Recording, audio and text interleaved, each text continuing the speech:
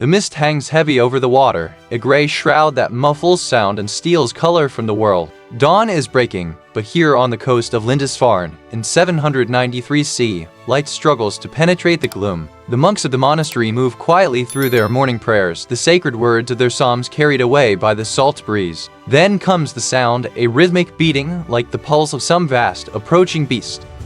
The monks pause, confusion crossing their faces. The beating grows louder. Though, and then they see them, dragon-headed prows emerging from the fog like monsters from nightmare. Dozens of launch ships cutting through the waves, each filled with men whose very appearance speaks of violence. Some wear bear pelts draped over their shoulders, others wolfskins complete with snarling heads.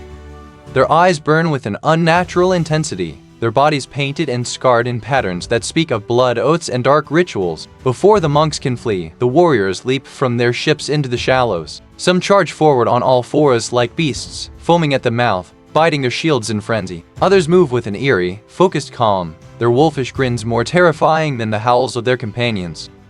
They feel no fear, no pain. Weapons that would stop ordinary men barely slow their advance. These are not merely raiders seeking gold. These are the elite warriors of the North, berserkers and Alfidnar, men who have transformed themselves into something beyond human, something that weaponizes terror itself. The massacre that followed would echo through centuries, marking the beginning of the Viking Age in Western consciousness. But what created these warriors who seemed impervious to fear and pain? What separates the historical reality from the myth? And what does their existence tell us about the outer limits of human capacity for violence? In the blood-soaked centuries of the Viking Age, from that first raid on Lindisfarne in 793 to the Battle of Stamford Bridge in 1066, no warriors inspired more dread than these elite fighters who blurred the line between man and beast. Their legacy has echoed through time, shaping our understanding of the Vikings and our fascination with warriors who transcend normal human limitations. This is the story of the most terrifying Viking warriors in history, men whose existence is confirmed by archaeology, historical records, and the terrified accounts of those who faced them in battle. Men who were all too real. To understand the berserkers, we must first understand the world that forged them. A harsh northern landscape where survival demanded extraordinary measures and weather boundary between the natural and supernatural was thin as morning mist. The term berserker itself tells us much about these warriors.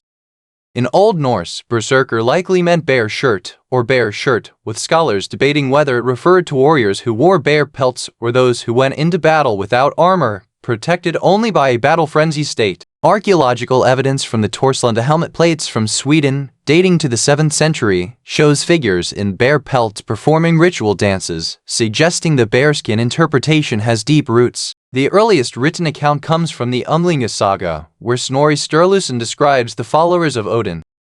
His men went without mail coats and were frenzied as dogs or wolves. They bit their shields and were as strong as bears or bulls. They slew men, but neither fire nor iron could hurt them. This is called Berserker Gang. This Berserker Gang, or Berserker Gang, was the defining characteristic that separated these warriors from ordinary fighters.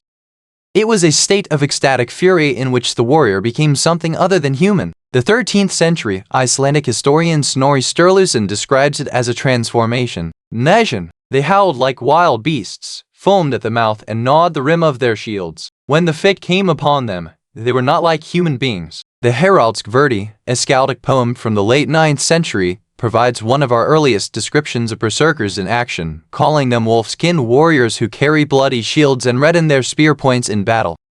These men formed the elite guard of Harald Fairhair, the first king to unite Norway, suggesting their high status in Viking society. But how did one become a berserker? The path appears to have been multifaceted, combining physical training, psychological conditioning, spiritual initiation, and possibly pharmacological elements. Young warriors likely began their journey through intensive physical training, pushing their bodies beyond normal human limits. Archaeological evidence from Viking Age skeletal remains shows asymmetrical bone development consistent with weapon training from early adolescence. The sagas speak of young men testing themselves through extreme endurance trials, swimming in freezing waters, sitting naked in snowdrifts, and engaging in combat sports that bordered on lethal. The psychological aspects of berserker training may have been even more demanding. The sagas describe rituals of isolation, sleep deprivation, exposure to extreme temperatures, and meditation on animistic spirits. These practices bear striking similarities to shamanic initiations found across northern Eurasian cultures, suggesting a shared cultural origin. The spiritual dimension cannot be overlooked. In the pre-Christian Norse worldview, the line between human and animal was permeable. The god Odin himself was said to be able to send his consciousness into animal form while his body lay as if dead, a practice called hamferia, or shape journey. Berserkers were considered to be directly connected to Odin, the god of ecstasy, inspiration, and battle frenzy. The Volsung saga describes how Sigmund and his son Sinfrotli lived in the forest as wolves, suggesting an initiatory period of becoming the animal that may have been part of berserker training. This spiritual transformation was likely reinforced through rituals, including wearing the skins of powerful animals and mimicking their movements and vocalizations until the boundary between human and beast consciousness blurred. But what about the berserker rage itself? How did these warriors achieve a state where they felt no pain, demonstrated superhuman strength, and fought with a fury that terrified even hardened warriors? Several theories have been proposed. The most controversial involves the use of psychoactive substances. The fly agaric mushroom, Amanita muscaria, recognizable by its red cap with white spots, contains compounds that can induce states of altered consciousness, including feelings of strength, sensory distortion, and dissociation from pain. These mushrooms grow throughout Scandinavia and have been used in shamanic practices by other northern cultures. Ethnobotanist Kevin Feeney has argued that the symptoms described in berserkers, sweating, trembling, swelling, facial swelling, and rapid mood shifts from melancholy to aggression are consistent with Amanita muscaria intoxication. The mushroom's effects typically peak about 3 hours after consumption and last for several more, matching accounts that berserkers would turn normal after the battle fury left them exhausted and vulnerable. Other candidates for berserker intoxicants include henbane, Hyacinammus niger, and bog myrtle, Myrica gale, both of which were known in Viking Age Scandinavia and have psychoactive properties. Alcohol, particularly strong mead or beer, may have played a role, though the level of coordination described in berserker fighting suggests something more complex than simple drunkenness. However, pharmacological explanations alone seem insufficient. The berserker state may have also been achieved through self-induced altered states of consciousness.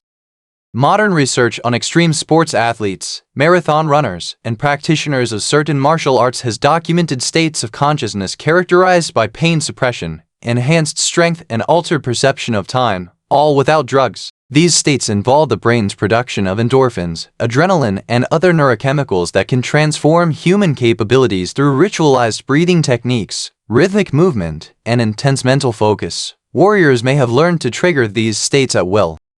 Some scholars have proposed medical explanations as well. Conditions such as temporal lobe epilepsy can produce religious ecstasy, hypergraphia, compulsive writing, and alter states of consciousness. Illness. Others have suggested that some berserkers may have had congenital conditions like Soto's syndrome, characterized by excessive growth and strength, or genetic factors affecting testosterone production. The truth likely involves a combination of these factors: cultural practices, psychological conditioning, possibly pharmacological aids, and perhaps individuals with natural predispositions to altered states. What's clear is that the berserker phenomenon was real enough to be institutionalized in Viking society. By the height of the Viking Age, berserkers had become a recognized social class. The Gragas, Iceland's medieval legal code, specifically mentions berserkers and prescribes outlawry as punishment for going berserk. They served as shock troops, elite guards for chieftains and kings, and sometimes as hired mercenaries. Their social status appears to have been ambivalent, respected and feared for their battle prowess, but also regarded with suspicion for their unpredictability. The berserker in battle was a terrifying sight. According to the sagas, the transformation began with uncontrollable shivering and facial swelling.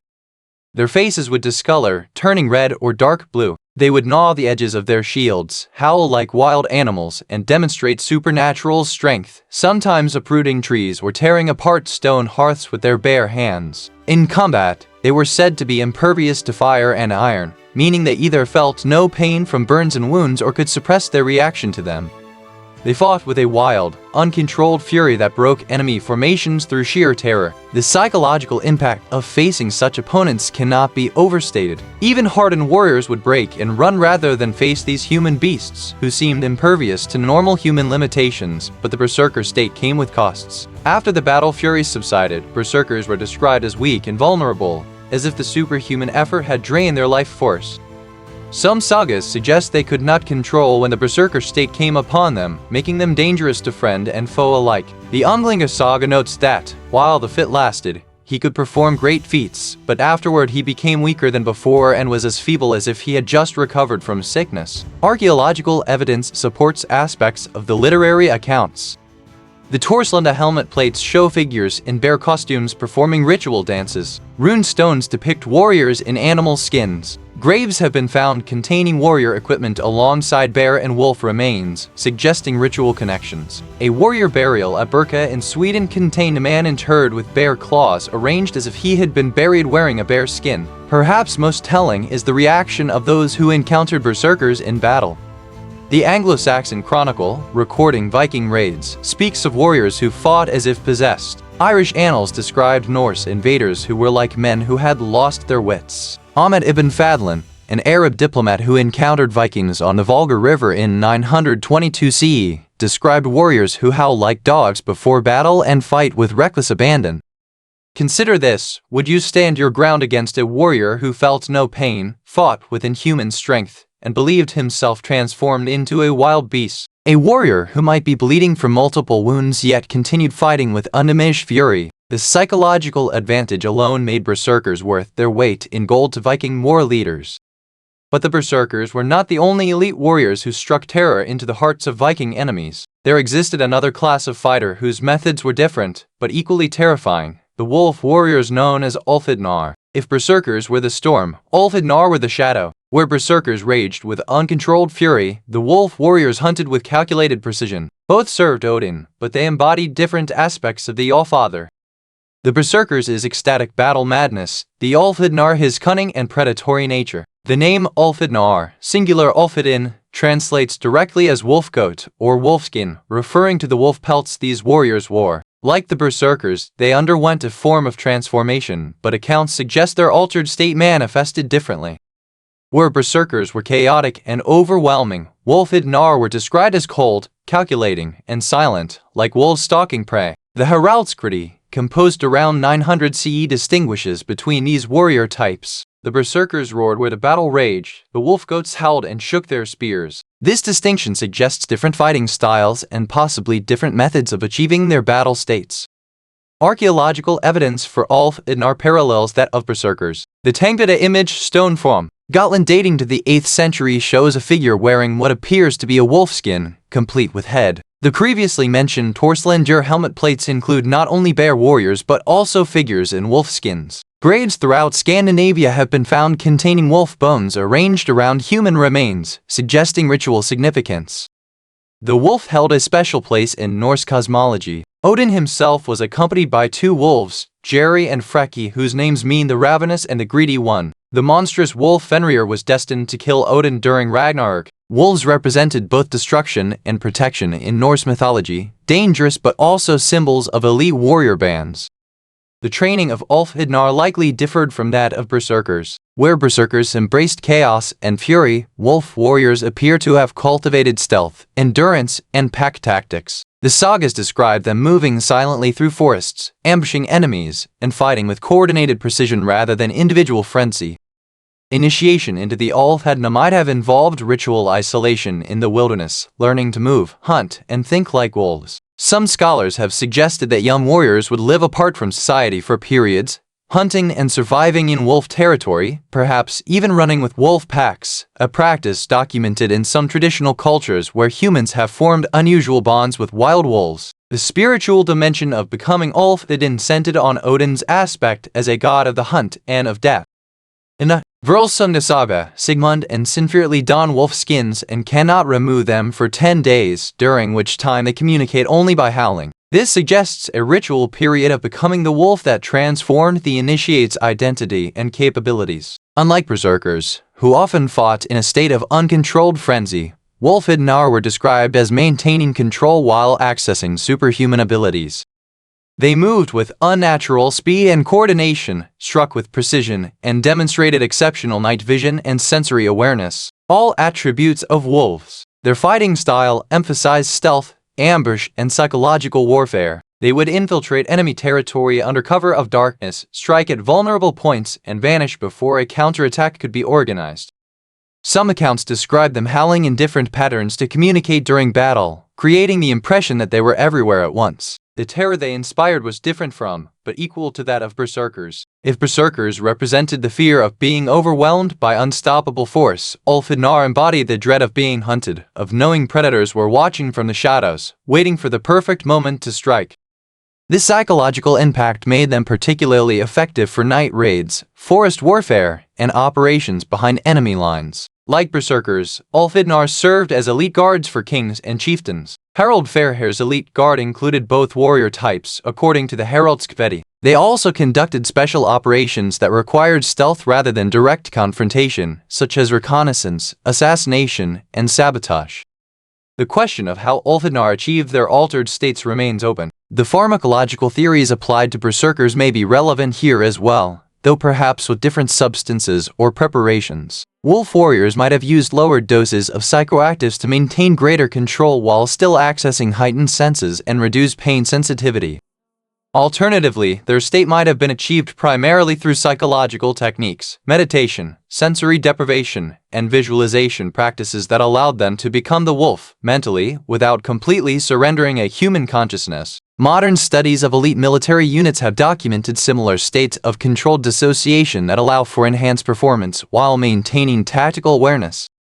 The wolf warrior's relationship with their animal aspect appears to have been more symbiotic than transformative. Rather than being possessed by the wolf spirit, they formed a partnership with it, drawing on its strengths while retaining human intelligence. This difference may explain why Ulfhednar were considered more reliable than berserkers, who could be dangerous to allies when their battle fury took hold. Archaeological findings at Apokra in Sweden have uncovered ritual sites where animal sacrifices, particularly of wolves, were conducted in connection with warrior cults.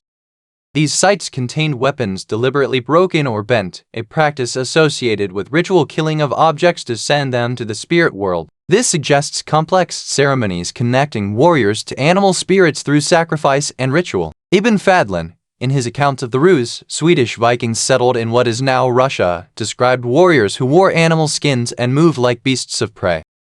He noted their ability to travel great distances with minimal provisions and their exceptional skill at moving through forest undetected, attributes consistent with the Ulfhednar described in Norse sources. The psychological impact of Ulfhednar tactics is captured in a passage from the Anglo-Saxon Chronicle describing a Viking raid in 1011.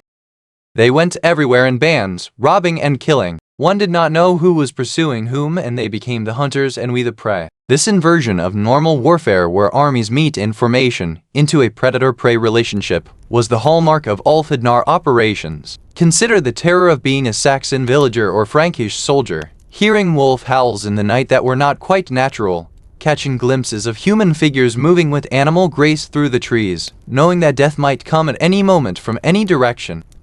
The psychological warfare aspect of Ulfhednar tactics was as important as their physical effectiveness. Would you rather face a berserker's overwhelming fury or an Ulfhednar's calculated hunt? Both represented the outer limits of human capability, transformed through training, ritual, and possibly pharmacology into something that transcended normal limitations.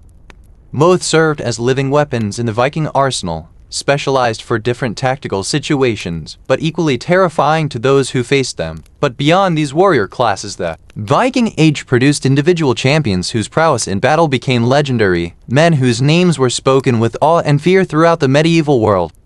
Espel Akaya World Espel Akaya 1. Let us turn now to three such warriors, whose exploits are documented in historical records, and whose abilities seem to blur the line between the human and the superhuman. Legendary Viking champions. While berserkers and Ulfhednar represented institutionalized warrior traditions, certain individual Vikings achieved such fearsome reputations that their mere presence could change the course of battles. Their stories, recorded in sagas and chronicles, provide windows into the elite warrior culture of the Viking Age and the almost superhuman capabilities that some fighters developed. Few Viking warriors embodied the complexity of Norse culture better than Egil Skallagrimsson, whose life is chronicled in Egil's saga, considered one of the most historically reliable of the Icelandic sagas. Born around 904 CE in Iceland to a family with berserker lineage, Egil was marked as extraordinary from birth, described as dark-haired, ugly, and preternaturally strong.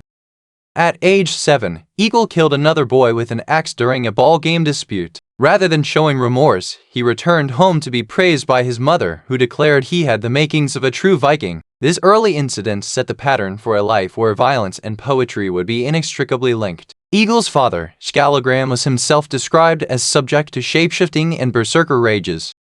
During one such episode, he killed his son's favorite playmate during a ball game, prompting the 7-year-old Egil to drive an axe into his father's shoulder in retaliation. Rather than punishing this act, Skallagrim acknowledged his son's courage, recognizing the berserker spirit that they shared. What made Egil truly exceptional was not just his fighting prowess, but the combination of berserker fury with poetic genius and cunning intelligence.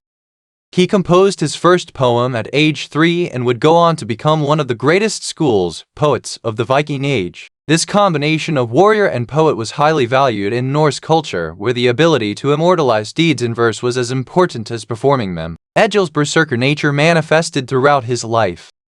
The saga describes how a great deal of shapeshifting took place in him before battle, with his face swelling and changing color. One particularly vivid account describes how his eyebrows sagged down over his cheeks and his eyes grew cold as ice when rage took him. These physical transformations are consistent with the berserker state described in other sources. His famous battle exploit occurred at Brunanburg in 937 CE, where he fought for King Aethelstan of England against a coalition of Scots and Dublin Vikings. According to the saga, Egil fought his way through the enemy ranks to their standard, killing the standard bearer and several champions in single combat. When his own side began to retreat, he stood his ground, allowing others to escape while he faced multiple opponents alone. The saga describes how he became so furious that he threw away his shield and gripped his spear with both hands, rushing forward and killing or wounding everyone in his path. This berserker charge broke the enemy's will to pursue, saving many of his comrades. Afterward, Egil composed a poem about the battle that has survived to this day. Egil's physical capabilities seem to transcend normal human limitations. The saga describes him breaking stone with his bare hands, lifting massive boulders that several men couldn't move, and surviving wounds that would have killed ordinary warriors. Most famously, he survived having his skull crushed by a hammer blow, an injury that supposedly contributed to the deformation of his already unusual head. Archaeological findings lend some credence to these accounts. Examination of skeletal remains from the Viking Age shows evidence of healed injuries that would be considered life-threatening by modern standards, suggesting exceptional toughness among warriors of the period. The description of Egil's enlarged, misshapen head has led some medical historians to suggest he may have suffered from Paget's disease, a condition that causes bone enlargement and deformity. What made Egil particularly terrifying to enemies was his unpredictability. Unlike dedicated berserkers who served kings as elite guards, Egil was a free agent who followed his own code. He was as likely to turn on an ally as an enemy if he felt betrayed or insulted. King Eric Bloodaxe of Norway placed a bounty on his head after Egil killed several of the king's men, including his son, in various disputes. In perhaps his most audacious act, Egil deliberately placed himself in Eric's power in England, then composed a praise poem so magnificent that the king, despite his hatred, could not bring himself to execute such a gifted skald. This incident illustrates the complex value system of Viking culture, where poetic skill could sometimes outweigh even blood feud. Egil lived to an unusual age for a Viking warrior, dying in his 80s around 995 CE. In his final years, blind and frail, he allegedly had his treasure carried up to a mountainside where he buried it, killing the slaves who helped him to keep its location secret. This final act of violence completes the picture of a man who lived by his own rules, embodying both the most refined and most brutal aspects of Viking culture. Would you want to face Egil in battle, knowing that behind his calculated strikes lurked berserker rage that could erupt at any moment? Would you trust him as an ally, knowing his loyalty extended only as far as his personal code dictated? His complexity made him all the more terrifying, a thinking berserker whose fury was guided by cunning rather than blind rage. If Egil represents the individual berserker operating on the margins of society, Harald Sigurdsson, better known as Harald Hardrada, Hard Ruler, exemplifies the Viking warrior who channeled his terrifying abilities into imperial ambition. His life chronicled in multiple contemporary sources, including the Byzantine accounts where he was known as Arelts, reads like an epic spanning 3 continents. Born around 1015 CE in Norway, Harald's path to becoming one of history's most feared warriors began early. At age 15 he fought alongside his half-brother, King Olaf Haraldsson, later Saint Olaf, at the Battle of Stiklestad in 1030. Though the battle ended in defeat and Olaf's death, young Harald distinguished himself with such ferocity that his reputation was established despite his youth. Wounded in the battle, Harald escaped to Kievan Rus, where he recovered and entered the service of Prince Yaroslav the Wise. Already demonstrating the tactical intelligence that would mark his career, he used this time to study Eastern military techniques and build political connections that would serve him later. By age 20, Harald had journeyed to Constantinople, where he joined the Varangian Guard, the elite Byzantine unit composed primarily of Norse warriors. Here, Harald's exceptional abilities found their perfect expression. The Varangians were the emperor's personal bodyguards and special operations force deployed in the most critical and dangerous missions across the Byzantine Empire. Byzantine chronicles describe Harald as physically imposing, tall even by Norse standards, powerfully built, with piercing eyes and unusual self-control. Unlike berserkers who surrendered to battle fury, Harald's terror-inducing quality came from his cold, calculating approach to violence and his tactical brilliance. During his Byzantine service, approximately 1035 to 1045 CE, Harald fought in campaigns stretching from Sicily to the Holy Land, from the Balkans to Mesopotamia. Contemporary accounts credit him with developing innovative tactics that combine Norse aggression with Byzantine discipline. He pioneered night attacks, amphibious operations, and psychological warfare techniques that devastated enemies unused to such approaches. One particularly infamous incident occurred during a siege in Sicily where Harald captured birds that nested in the city, attached small pieces of burning material to them, and released them to fly back to their nests, starting fires throughout the settlement. This combination of creative thinking and ruthlessness characterized his approach to warfare. The Byzantine princess Anna Komnene, though writing after Harald's time, preserved accounts of the Varangians' fighting style that match what we know of Harald.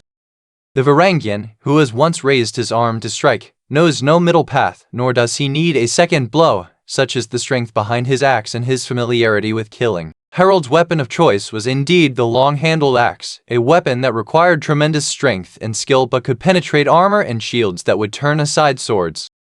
His personal fighting technique reportedly combined the ferocity of Norse berserkers with the disciplined footwork and tactical awareness of Byzantine professional soldiers. After amassing enormous wealth and military experience in Byzantine service, Harald returned north around 1045, using his fortune to fund a campaign for the Norwegian throne. He became king in 1046, earning his nickname Hard Ruler, through his ruthless consolidation of power and harsh taxation policies.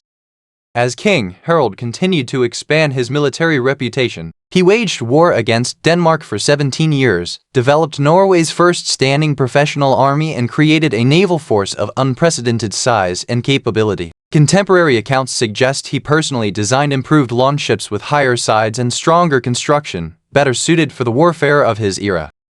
Harald's final campaign, his invasion of England in 1066, demonstrates both his ambition and the terror his reputation inspired. When he landed with 300 ships and perhaps 9,000 warriors, many English lords immediately submitted, rather than face him in battle. The initial English force sent against him at Fulford Gate was crushed so completely that the battle is often overlooked in histories focused on what came next. At Stamford Bridge, Harald finally met his match when King Harold Godwin's force marched his army north to confront the Norwegian invasion. Even then, Harald's personal combat abilities nearly turned the tide. According to the sagas, he fought in the berserker state during this final battle, wielding his axe with such fury that the English line broke wherever he attacked. The Anglo-Saxon Chronicle, not given to praising Viking warriors, nevertheless records that the king of the Norwegians fought with reckless courage and struck down everyone within reach. It took an arrow to the throat to finally stop Harald Hardrada, ending the life of a man who had fought across 3 continents and nearly conquered a 3rd kingdom at age 51. What made Harald particularly terrifying was not just his personal combat prowess, but his combination of Viking ferocity with sophisticated tactical thinking. Unlike many Viking leaders who relied on shock and aggression alone, Harald understood logistics, psychological warfare, and strategic patience. He could direct a campaign with Byzantine precision, then lead from the front with Norse fury when the decisive moment came. Would you want to face a warrior who had mastered combat techniques from across the known world, who commanded with the strategic vision of a general and fought with the personal ferocity of a berserker? Harald represented the Viking warrior tradition at its most evolved and dangerous, combining raw combat ability with intellectual brilliance in a way that few warriors in history have matched. Our third legendary warrior represents yet another variation on Viking military prowess. The independent commander whose loyalty could be won but never commanded, Thorkel the Tall, also called Thorkel the High, emerges from historical records around 1009 CE as the leader of the Vikings, a semi-legendary band of elite warriors based at Jomsborg on the Baltic coast. The Vikings themselves deserve mention as one of history's most unusual military organizations, a brotherhood of warriors bound by strict codes of conduct who sold their services to the highest bidder but maintained their independence from any king.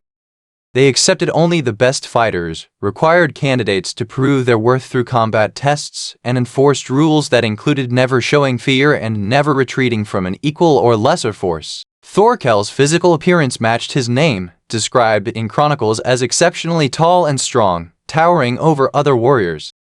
While exact measurements are impossible to determine, archaeological evidence from the period shows that elite Viking warriors were indeed often taller than average, with some skeletal remains suggesting heights of 6 feet or more. Impressive for the medieval period, what made Thorkel exceptional was not just his physical prowess, but his ability to command absolute loyalty from some of the most dangerous fighters in the Norse world.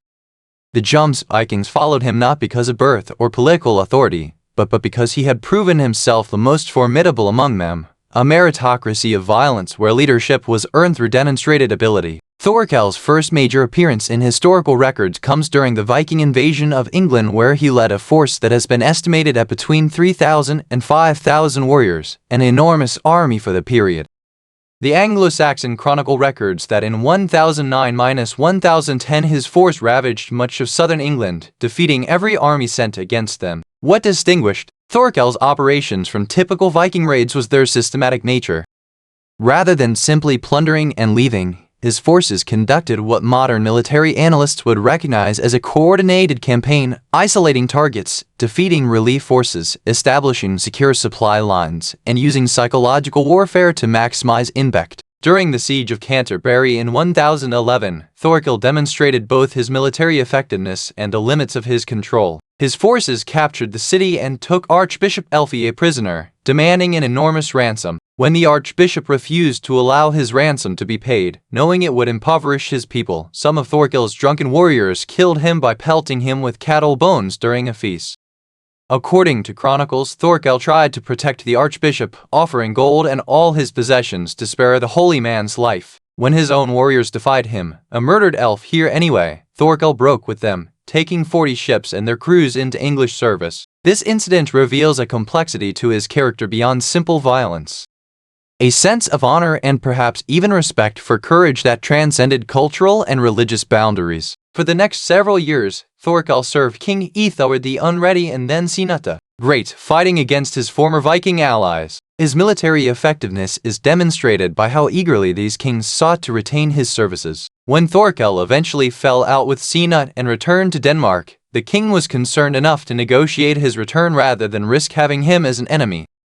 What made Thorkel particularly terrifying on the battlefield was his combination of personal combat skills with tactical acumen. The sagas describe him as nearly unbeatable in single combat, wielding a two-handed axe that could cleave through shield and mail with a single strike. Yet he was also a sophisticated commander who understood formation fighting, combined arms tactics, and the importance of discipline. One incident that captures Thorkel's extraordinary capabilities occurred during a battle against English forces in East Anglia. According to chronicles, when his front line began to waver, Thorkel personally led a countercharge, cutting down the English commander and several champions in rapid succession. His warriors, inspired by this display, rallied and turned a potential defeat into victory.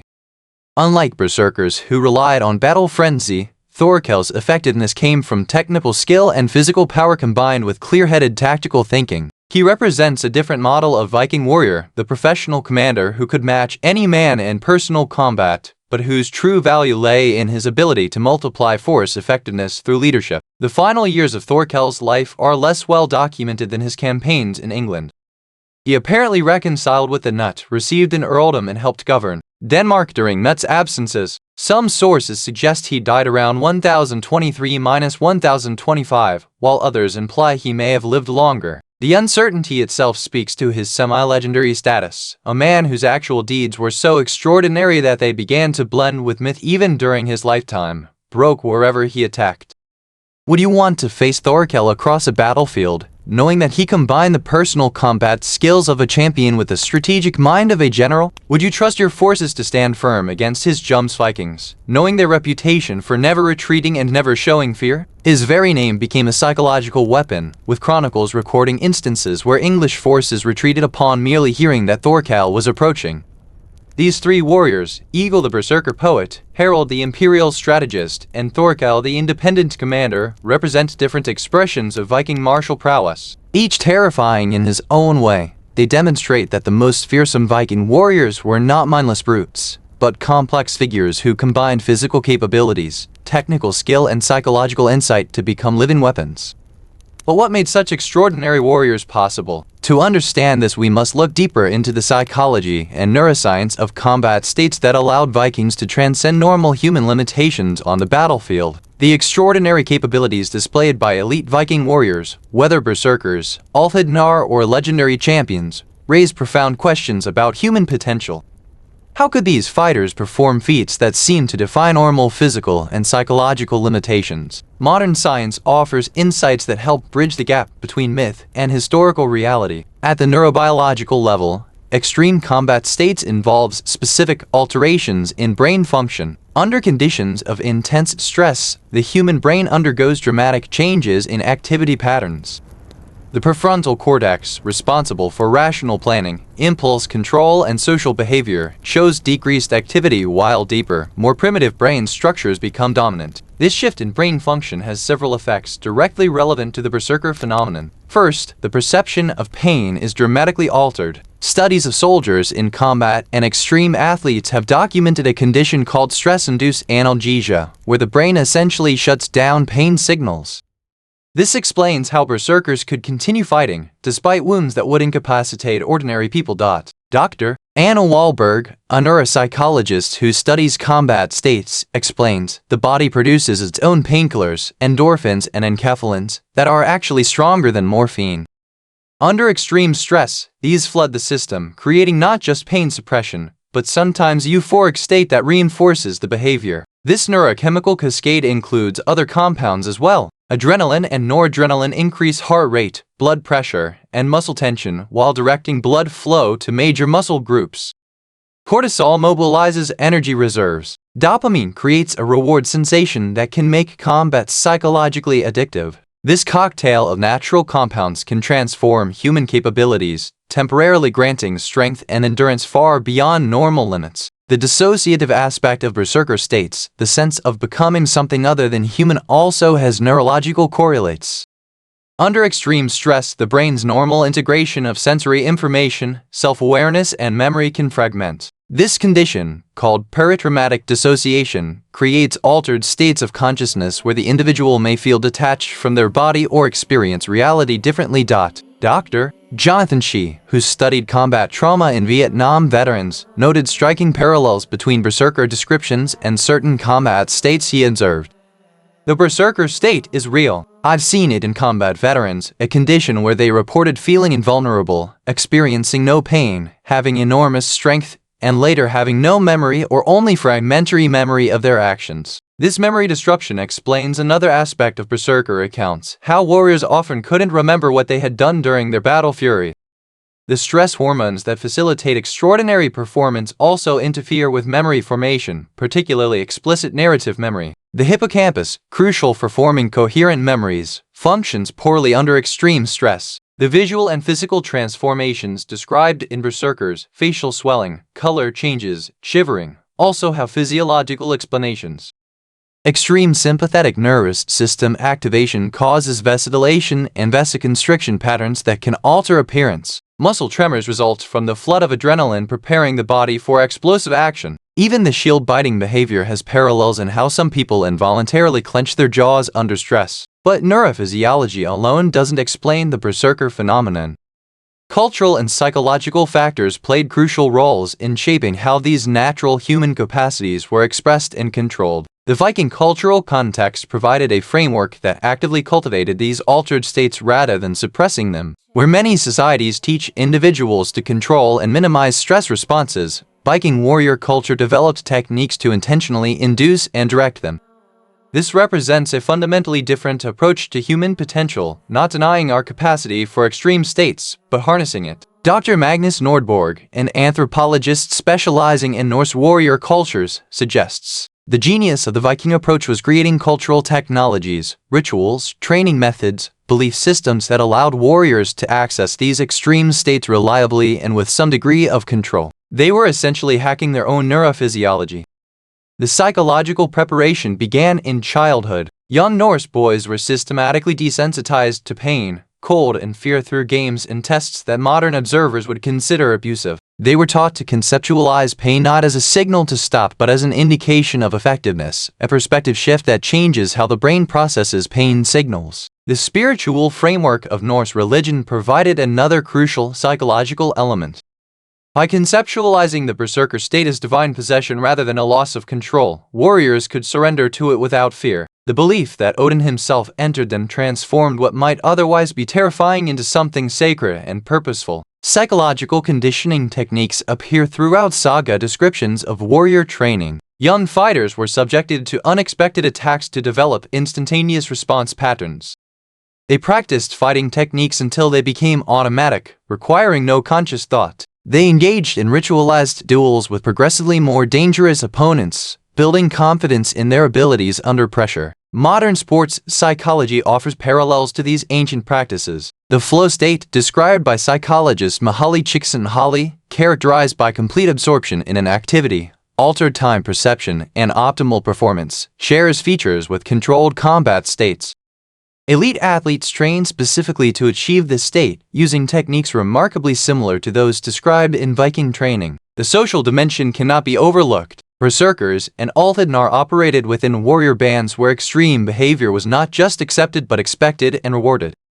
The social reinforcement created powerful incentives to achieve and maintain these states. Modern studies of combat units show that soldiers often fight more for their immediate comrades than for abstract causes, a principle the Vikings understood intuitively. The question of psychoactive substances remains controversial but plausible. The neurochemical effects of compounds found in plants known to the Vikings, including Amanita muscaria mushrooms, henbane, and certain fungi that grow in stored rye, ergot, could indeed potentiate natural stress responses or facilitate dissociative states. Ethnobotanist Wade Davis, who has studied warrior cults across cultures, notes the line between pharmacology and ritual is often blurred in traditional societies. Substances rarely work in isolation, but as part of cultural complexes that guide and interpret their effects. Plants. The Vikings likely used plant allies to help induce states that were simultaneously understood as both biological and spiritual. Some scholars have proposed that certain individuals may have had genetic or neurological differences that predisposed them to these states. Conditions like Soto's syndrome, which causes unusual height and strength, certain forms of temporal lobe epilepsy, which can cause religious ecstasy and altered states, or genetic variations affecting hormone production could have made some individuals naturally more capable of achieving berserker states. This biological diversity might explain why some warriors became renowned for their abilities, while others, despite similar training, remained ordinary fighters. It may also explain accounts of berserker abilities running in families, like Egil Skallagrimsson's lineage of shapeshifters and berserkers. The psychological impact of berserkers and Althidnar on their opponents represents another dimension of their effectiveness. Combat performance depends not just on physical capabilities, but on the willingness to use them. When facing opponents who appear superhuman, impervious to pain, unnaturally strong, and seemingly possessed, many fighters would experience paralyzing fear that degraded their own performance. Dr. David Grossman, a psychologist who studies combat behavior, has documented how the human brain has natural inhibitions against killing that must be overcome through training. Against ordinary opponents, these inhibitions might be manageable, but against berserkers who seem more animal than human, the psychological barriers could become insurmountable. The terror inspired by berserkers created a feedback loop. Enemies fought poorly or fled, reinforcing the berserkers' confidence and reputation, which in turn inspired more fear in future opponents. This psychological dimension may have been as important to Viking military success as the physical capabilities of their elite warriors. Consider this question. How would you perform in combat if you believed your opponent was possessed by God, felt no pain, and could not be stopped by normal means? The mere belief in berserker invulnerability could create actual invulnerability by paralyzing opponents with fear. The Viking understanding of these psychological principles was sophisticated if expressed in different terms than we would use today. They recognized that the mind and body formed an integrated system, that performance could be enhanced through both physical and psychological means, and that perception often matters more than reality in combat situations. What's most remarkable about the Viking approach to warrior psychology was its systematic nature. Rather than leaving combat performance to chance or individual temperament, they developed comprehensive methods to cultivate specific states of consciousness, optimized for warfare. This represents one of history's most sophisticated approaches to human performance enhancement, achieved without modern technology or scientific understanding. But if these warriors were so effective, why did they eventually disappear? The answer involves changes not just in warfare, but in the cultural, religious, and legal frameworks that had supported them. The decline of berserkers, Ulfhednar, and other elite Viking warriors was not a simple matter of military defeat, but a complex process involving religious transformation, legal prohibition, tactical evolution, and changing social structures. Their disappearance tells us as much about Viking society as their emergence did. The most significant factor was undoubtedly the Christianization of Scandinavia, a process that began in the late 10th century and was largely complete by the mid-12th century. Christianity brought fundamental changes to Norse cosmology and social organization that proved incompatible with traditional warrior cults. The Berserker and Ulfhednar traditions were inextricably linked to worship of Odin, a god the Church explicitly identified with demonic forces. Christian theology had no place for divine possession as a positive force. Altered states were categorized as either demonic possession or sinful loss of God-given reason. The spiritual framework that had given meaning to berserker practices was systematically dismantled. Archaeological evidence from this period shows deliberate destruction of sites associated with warrior cults. At Uppåkra in Sweden, ritual spaces where weapons and animal remains had been deposited were abandoned or repurposed for Christian worship. Amulets depicting berserkers and wolf warriors were replaced by Christian symbols. The material culture that had supported these traditions was literally buried or transformed. Legal prohibition followed religious change. The Gragas, Iceland's law code compiled in the 13th century, explicitly outlawed berserker gang. If a man goes berserk, he is liable to lesser outlawry, and the same applies to the men who are present unless they restrain him. Similar legal measures appear throughout Scandinavia, transforming what had been an honored warrior tradition into a criminal act. These laws reflect more than religious disapproval. They represent the consolidation of royal power and the state's monopoly on violence. As Scandinavian kingdoms became more centralized under Christian kings, independent warrior bands represented a threat to royal authority. By criminalizing berserkers, kings eliminated potential rivals while demonstrating their commitment to Christian values. The sagas themselves document this transition. In earlier tales, berserkers are often portrayed as heroes or at least respected warriors. In later sagas, they become stock villains, marauders, and troublemakers who are righteously defeated by Christian heroes. This narrative shift reflects the changing cultural values of the society that produced these stories. Tactical and technological developments also contributed to the berserkers' decline. The increasing use of massed archery, cavalry, and disciplined infantry formations made individual warrior prowess less decisive in battle. Berserkers who charged ahead of the main force, once a terrifying shock tactic, became vulnerable to being isolated and overwhelmed by disciplined opponents.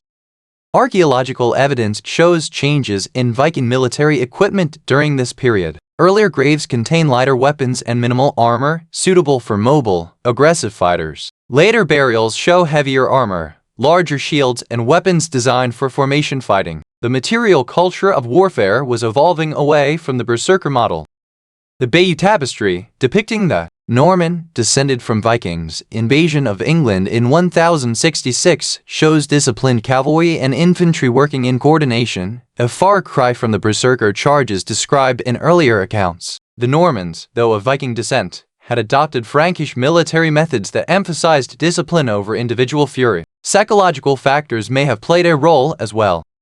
As Christianity spread, the belief systems that had made berserker states possible weakened. Warriors who no longer believed they could be filled with Odin's spirit might find it harder to access the psychological states that had enabled their predecessors' extraordinary performances. Dr. Nordborg suggests the berserker tradition required a specific cultural context to function. When that context changed, when the spiritual framework, social reinforcement, and tactical environment all shifted, the psychological technologies that created berserkers no longer worked as effectively. Medical historians have proposed another intriguing possibility, that knowledge of the substances potentially used to induce berserker states was deliberately suppressed by the church. Plants like henbane and Amanita muscaria became associated with witchcraft rather than warfare. Their use, once perhaps part of warrior initiation, became a crime punishable by death. The Christianization process also changed how pain and suffering were understood. Where Viking culture had valued stoic endurance and even the embrace of pain as a path to transcendence, Christian theology emphasized pain as punishment or test from God to be endured passively rather than channeled into action. This fundamental shift in pain perception would have undermined a key psychological element of berserker practice. By the late 13th century, berserkers and Ulfhednar had largely disappeared from historical records, surviving primarily as literary figures in sagas rather than as active participants in warfare. The legendary champions who had combined berserker fury with tactical acumen had no successors. Warfare had become more regimented, less dependent on individual heroics. The fate of the last known berserkers is telling. In Vatnsdale saga, a berserker named Thorir is hired to clear troublemakers from a district in Iceland. After successfully completing his task, he is invited to a steam bath where, relaxed and vulnerable, after his exertions he is assassinated. This narrative captures the changing times. The berserker, once feared and respected, has become a dangerous tool to be discarded when no longer needed. Archaeological evidence from the late Viking Age shows changes in burial practices that reflect this transition. Earlier warrior graves often contain animal remains, particularly bears and wolves, and shamanic items associated with altered states. Later burials show Christian influences. Crosses replace Thor's hammers. Weapons are less prominent and animal remains disappear. The material culture of death itself was transformed. The disappearance of these warrior traditions represents more than a military change. It marks a fundamental shift in how Norse society understood human potential. The berserker tradition had embodied a belief that humans could transcend normal limitations through specific practices and altered states. Christianity brought a different model of transcendence, through grace rather than technique, in the afterlife rather than on the battlefield. Would berserkers and Ulfhednar have disappeared without Christianization? Possibly. Similar warrior cults in other cultures also declined as warfare became more organized and states consolidated power. The Japanese samurai, though continuing as a social class, abandoned earlier practices that resembled berserker techniques. The Roman gladiatorial tradition, which shared some features with berserker combat, was eventually suppressed by Christian emperors. What's clear is that the extraordinary warriors who had once been the terror of Europe did not simply lose battles, they lost the cultural context that made their existence possible.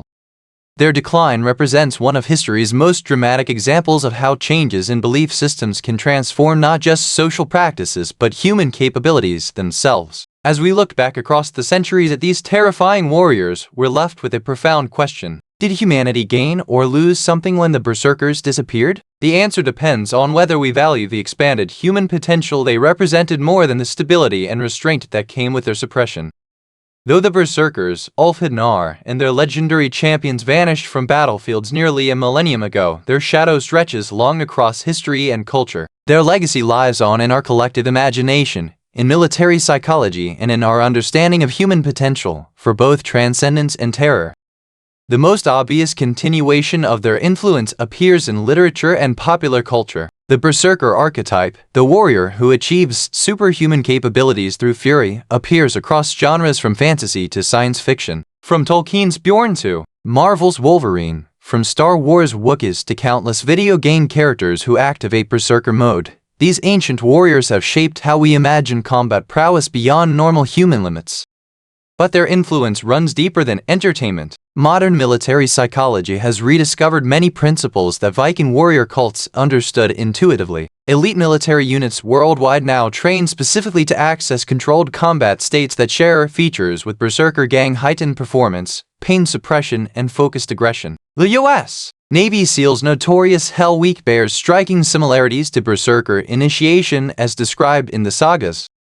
Sleep deprivation, exposure to extreme environments, and psychological stress designed to break down normal limitations and rebuild the warrior with expanded capabilities. The difference lies primarily in the framework of understanding. Where Vikings attributed these states to divine possession, modern military psychology uses the language of performance optimization. Sports psychology has developed parallel insights. The zone, or flow state, sought by elite athletes shares neurological features with combat-altered states. Modern athletes use visualization techniques, controlled breathing, and ritual preparations that would be recognizable to Viking warriors, though expressed in different cultural terms. Dr. Csikszentmihalyi, who pioneered research on flow states, noted, "What we call flow today has been recognized across cultures and throughout history. The Vikings simply developed particularly effective methods for it, as developed parallel insights." The zone or flow state sought by elite athletes shares neurological features with combat-altered states. Modern athletes use visualization techniques, controlled breathing, and ritual preparations that would be recognizable to Viking warriors, though expressed in different cultural terms. Dr. Csikszentmihalyi, who pioneered research on flow states, noted, "What we call flow today has been recognized across cultures and throughout history. The Vikings simply developed particularly effective methods for achieving it in combat contexts." Medical research has also validated aspects of Berserker phenomena once dismissed as myth. Studies of extreme trauma cases document individuals performing seemingly impossible feats, lifting crushing weights, continuing complex actions despite grave injuries, or demonstrating strength far beyond their normal capacity. These cases confirm that human performance limitations are more flexible than once believed. The neurochemistry of stress responses that enabled Berserker states is now being studied for both military applications and treatment of conditions like PTSD. The Viking intuitive understanding that these states could be both powerful and damaging, that Berserkers were often described as weakened after their fury subsided, aligns with modern understanding of the physiological costs of extreme stress responses. Perhaps most significantly, the Berserker tradition raises profound questions about human nature that remain relevant today. How much of our potential remains untapped under normal conditions? What are the costs and benefits of accessing extreme states? Where is the line between transcending limitations and losing essential humanity? These questions have ethical dimensions. The Berserkers represented a weaponization of human potential, channeling expanded capabilities specifically toward violence. Their techniques worked, as evidenced by the terror they inspired across Europe, but at what cost to the warriors themselves and the societies they served? Modern neuroscientist Dr. Andrew Huberman, who studies states of optimal performance, observes the mechanisms that allow Berserkers to perform extraordinary feats are built into human neurophysiology. The question isn't whether these capabilities exist, but how we choose to develop and direct them. The archaeological record continues to yield insights about these warriors. Recent excavations at sites like Trelleborg in Denmark and Gnezdove in Russia have uncovered training areas where Viking warriors practiced techniques that may have been related to Berserker traditions. Residue analysis of drinking vessels has detected compounds consistent with psychoactive preparations mentioned in historical accounts. Genetic studies of populations in regions where Berserkers were most prevalent have identified variations that might predispose individuals to the altered states described in the sagas. One such variation affects the metabolism of adrenaline, potentially allowing for more intense or prolonged stress responses, a genetic advantage in combat situations requiring extraordinary effort. The cultural memory of these warriors persists most strongly in Scandinavia itself. Annual historical reenactments of Viking combat in Norway, Sweden, and Denmark often include Berserkers, though with their more extreme behaviors moderated for modern sensibilities. These events serve as reminders of a heritage that is both celebrated for its strength and viewed with ambivalence for its violence. Perhaps the most thought-provoking aspect of the Berserker legacy is how it challenges our assumptions about human progress. We often assume that we, with our scientific understanding and technological advantages, have expanded human capabilities beyond what our ancestors could achieve. The berserker phenomenon suggests the opposite possibility, that our ancestors may have developed certain human potentials more fully than we have, albeit in narrow domains. Dr. Wahlberg reflects, modern humans rarely experience the full range of our physiological and psychological capabilities. Our comfortable environments and social constraints mean we seldom encounter situations that would trigger our most extreme responses. The berserkers deliberately created those conditions as a path to transcendence. This perspective invites us to reconsider our relationship with our evolutionary heritage. The stress responses that enabled berserker states evolved for survival in threatening environments. Modern life rarely activates these systems fully, leaving aspects of our potential unexplored. Some modern practices, extreme sports, certain meditation techniques, controlled exposure therapy, represent attempts to access these capabilities in constructive rather than destructive contexts. Science. The ethical questions surrounding berserker-like states remain relevant in contemporary military contexts. As neuroscience develops better understanding of how to induce optimal performance states, military organizations face decisions about how far to push human capabilities and at what psychological cost. The Viking experience offers a historical case study of both the effectiveness and the consequences of such approaches. For those of us unlikely to experience combat, the berserker legacy still resonates. We all contain the potential for states beyond our normal experience, moments when crisis or inspiration pushes us beyond what we thought possible. The berserkers represent an extreme expression of a universal human capacity for transcending perceived limitations. As we look to the future, the berserker phenomenon raises questions about human enhancement. Modern technologies, from pharmaceuticals to genetic engineering, offer possibilities for expanding human capabilities that would have seemed magical to our ancestors. The Viking warrior traditions remind us that enhancement has always been part of human culture, though the methods have changed. Would you choose to experience a berserker state if you could do so safely? Would you want soldiers defending your country to access such capabilities? Would you prefer a world where such potentials remain largely dormant, or one where they are systematically developed? There are no simple answers, but the questions themselves connect us to those long-ago warriors who pushed the boundaries of human potential to their limits. In the end, perhaps the most important legacy of these terrifying warriors is the reminder that humanity contains multitudes, that within each of us lie capabilities far beyond our everyday experience, for both creation and destruction. The berserkers channeled these capabilities toward violence, but the underlying potential belongs to our shared human heritage. The shadow they left behind is not just the memory of terror they inspired, but the question they force us to confront. What might we become if we were willing to transform ourselves as completely as they did? The berserkers and Ulfhednar may have vanished from battlefields centuries ago, but their legacy continues to fascinate and disturb us. These warriors who transformed themselves into something beyond human, whether through training, ritual, substances, or sheer will, represent both the heights of human potential and the depths of our capacity for violence. As we've explored the historical reality behind these terrifying Viking warriors, we've uncovered a complex picture that moves beyond simple myths. Archaeological evidence, historical accounts, and modern science confirm that these weren't just legends, but real fighters who developed extraordinary capabilities through systematic methods. Their effectiveness was such that they inspired terror across Europe and became the elite forces of kings and warlords throughout the Viking world. What aspects of their story resonated most with you? Was it the berserkers' ecstatic fury, the Ulfhednar's predatory calculation, or the legendary champions who combined raw power with tactical genius? Each represents a different expression of the warrior ethos that defined the Viking Age. Perhaps you found yourself wondering which would be more terrifying to face on a battlefield: a berserker's overwhelming rage, or an Ulfhedar's calculated hunt? Would you rather confront Egil Skallagrimsson's unpredictable combination of poetic genius and berserker fury, Harald Hardrada's cold strategic brilliance, or Thorkel the Tall's towering presence and elite Viking force?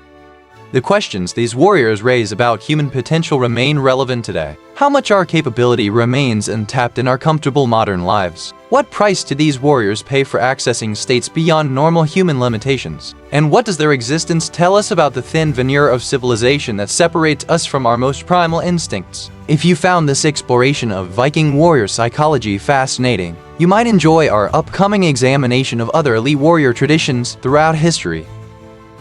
From the Aztec eagle warriors who captured enemies for ritual sacrifice to the Japanese shinobi who developed almost supernatural abilities of stealth and deception, Human cultures have repeatedly produced fighters who transcended normal limitations through specialized training and altered states of consciousness. Share your thoughts in the comments below.